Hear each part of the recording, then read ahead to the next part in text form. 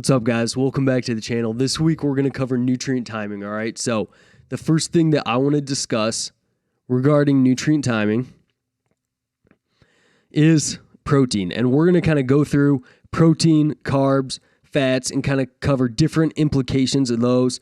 I'm going to kind of put myself over here a little bit to make this a little bit more centered. But protein, pretty dang easy. And a lot of these recommendations come from a position stand by the International Society of Sports Nutrition. So a really good resource that it's basically a review of certain topics in sports nutrition, and they give like really easy bullet point things to consider and stuff like that. And they did one, this was 2018. They did this on nutrient timing, and I really don't think much has changed. So throughout this, we're going to talk about the timing of protein, carbs, fats, and then I'm also going to cover chrononutrition at the end and kind of tackle that as well, all right? So first thing I want to touch on is protein, and pretty easy, guys. Like, if you're hitting your daily protein intake and you're spreading that across 3 to 5 meals throughout the day, you're doing a good job. Now, in their position stand, they talked about, hey, every 3 to 4 hours, it probably isn't a bad idea.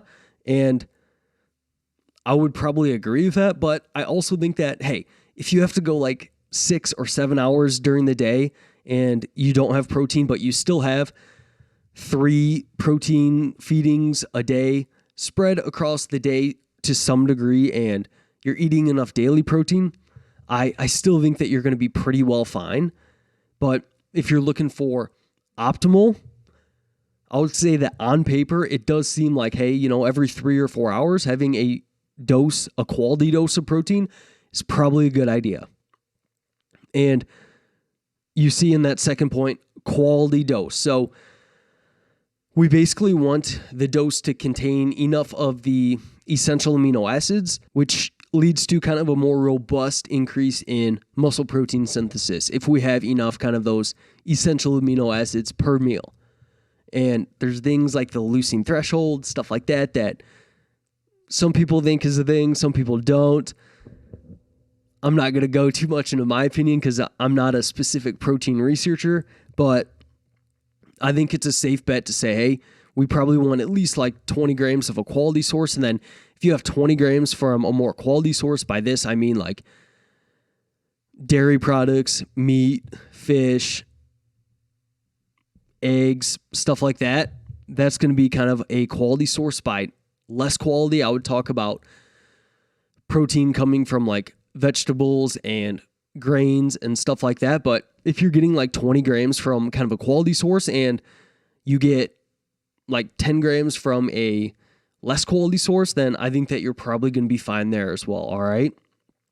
So each dose having to hit kind of a minimum dose of quality protein is probably a good idea. And then, sandwiching your workout with protein is probably a good idea as well, as training while you are like in a deep fast. And if you don't eat shortly after that, you might get a little bit more kind of muscle protein breakdown, which at the end of the day, we want to have more muscle protein synthesis than protein breakdown, because that is literally the synthesizing of new muscle tissue. Now, a certain level of muscle protein breakdown is still good because that protein turnover is good for keeping the cells and the proteins healthy and stuff like that. We need some turnover, and some turnover is actually good. But at the end of the day, we still want that synthesis to be in a surplus over that kind of breakdown. And if you train when you're pretty well fasted, you might just see a little bit more of that breakdown there. So sandwiching your workout to some degree with protein is probably a good idea. And if you hit your protein every 3 to 5 hours, then you're automatically going to kind of sandwich your workout. All right.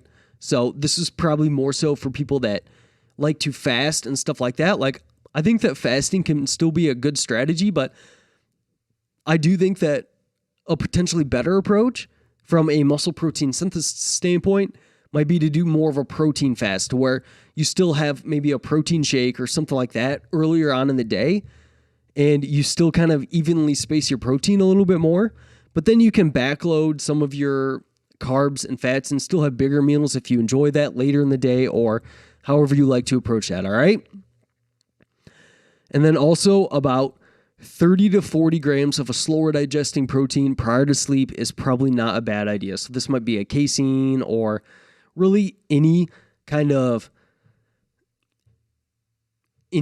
source is probably going to be pretty okay here from a quality source. Like meats are going to digest pretty slowly.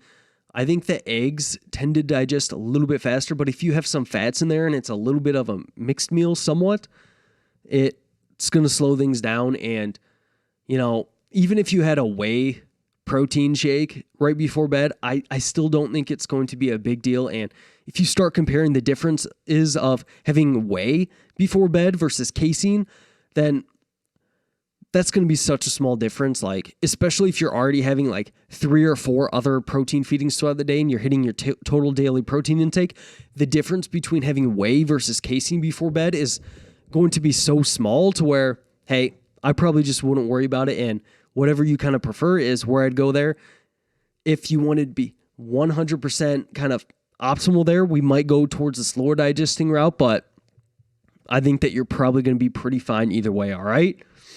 So that's protein there. Carbohydrates.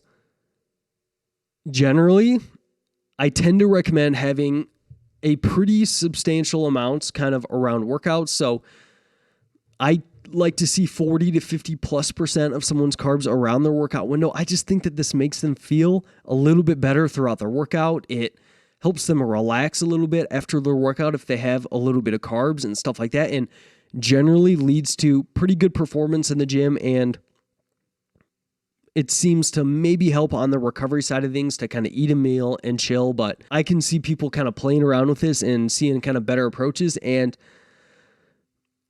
you also have to see what kind of works well for you, because some people, if they eat before their workout, they do not feel very good at all, and they have to have their meal like 2 hours pre-workout.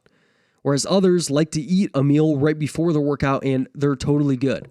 So play around with this. I would say in general, having a good portion of carbohydrates kind of around your workout is a good idea. But whether that's 2 hours before and 2 hours after, or it's right before and right after, I don't think it makes a big difference, okay? And then if you're training like twice daily and you need like rapid reabsorption or rapid restoration of your kind of glycogen and stuff like that, then hey, we're probably going to want to have higher glycemic carbs, so things that digest pretty quickly at a higher rate. So they recommended 1.2 grams per kilo per hour, but depending on your daily carb intake and stuff like that, this would change a little bit. I would just say, hey, if you're lifting twice a day, probably a good idea to have a faster digesting carb source fairly soon after your workout. Now, if you also have a pre-workout and maybe some intra-workout, then you're going to be digesting stuff like all day long. So it really might not matter that much in the grand scheme of things, but it's probably not a bad idea, okay? And then if you train longer than like 60 minutes, you might benefit from a dose of carbs around 30 to 60 grams per hour, faster digesting carb source. I just go with like Gatorade or something like that. And the reason why this is kind of capped at 30 to 60 grams per hour is because we can only digest and absorb so many carbs at a certain rate. And it turns out to be about 1 gram per minute. So if we're up more above like 60 grams per hour,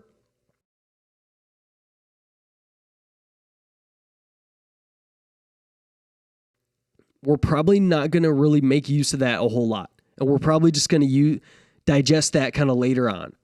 So I would say that, hey, sipping on a little bit of carbs throughout your workout tends to kind of help. And it doesn't have to be like 30 to 60 grams. I have a lot of clients that just 15 to 20 grams while they're working out makes them feel a lot better. And even doing a carbohydrate mouth rinse to where you don't even swallow the carbohydrates tends to improve performance. So there's something going on there that tends to help.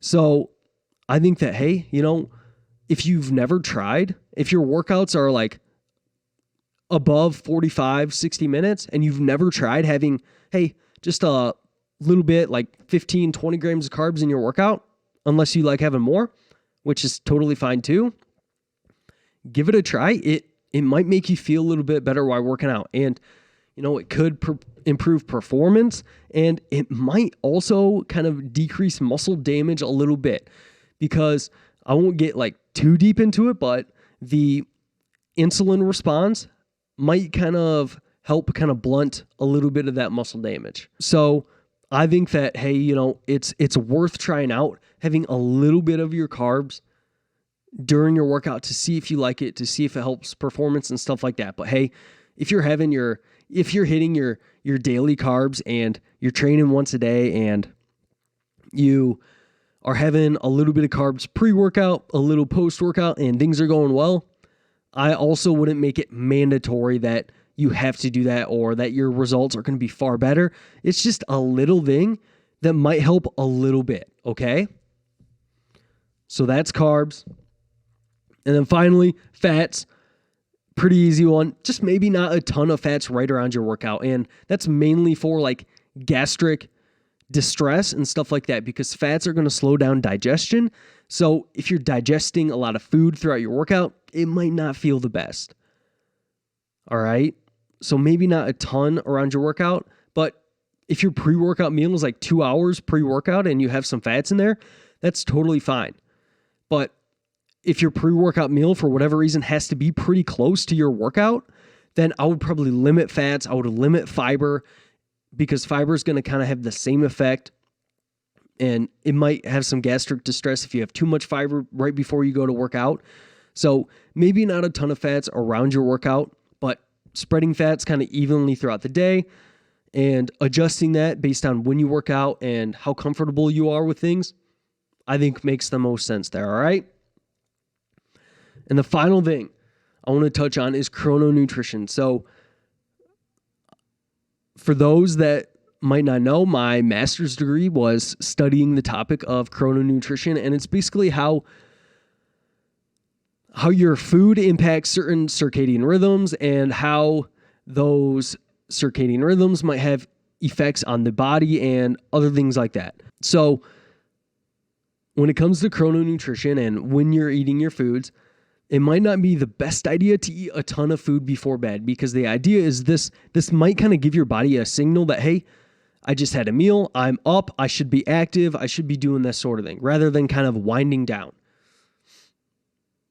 And it can potentially have a negative impact on sleep if we have kind of a ton before bed. Now, if you're massing, I especially think that this might be true, because you might have a big meal before bed, and then you might be sweating and just not feeling great when you go to sleep.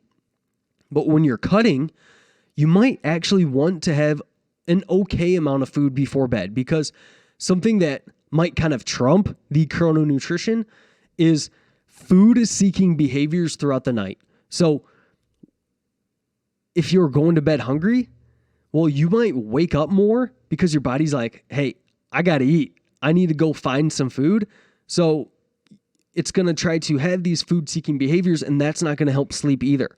So while you're cutting, it might actually be a decent idea to have some food before bed. While you're massing, I might back off it a little bit more, but some people still have a decent-sized meal while they're massing and they feel fine. And if you're getting good results and everything's good with you, then I probably wouldn't worry about it too much. But hey, research does suggest a little bit, hey, having a lot of food before bed might not be the best idea. All right. Also, having a meal within an hour or two upon getting up might not be a bad idea either, because that kind of sets your body that, hey, we're up, we're eating. It might help kind of have your circadian rhythms kind of synced up to when you get up, and it might help you sleep better at night and stuff like that as well. It's kind of similar to the idea of, hey, we might not want to have a ton of light exposure right before bed, because that's potentially a signal of, hey, we should be up right now. And it might also be a good idea to get some light exposure earlier on in the day. So if you get light exposure earlier on in the day, you have a meal upon waking up earlier on in the day, and then when it's close to bedtime, you avoid eating a huge meal. And I think that having some protein is going to be fine. And there's research on just having a smaller meal of protein before bed, and that doesn't seem to affect things too much. But if you're not having a huge meal before bed, you're not having a ton of light, it's kind of the same thought process of, hey, it's not sending those cues, those environmental cues that we should be up right now. It can help sleep, okay? And then also having just a consistent eating schedule from day to day, from meal to meal, is also probably a decent idea, because your body will start producing like enzymes to break down food and stuff like that around those certain times each day. So that can help with digestion and metabolizing that food and that sort of thing as well. And then also biasing a little bit of more of your calories earlier on in the day might be a little bit more beneficial from a metabolism standpoint and breaking those foods down, and potentially from a insulin sensitivity standpoint. Now, a lot of this research isn't in lifting individuals. So if you're lifting, that really kind of changes the insulin sensitivity game a little bit. And if you have a workout later in the day, then I really don't think that this probably matters much. But in general, it might not be the worst idea to bias those calories just a little bit away from bed.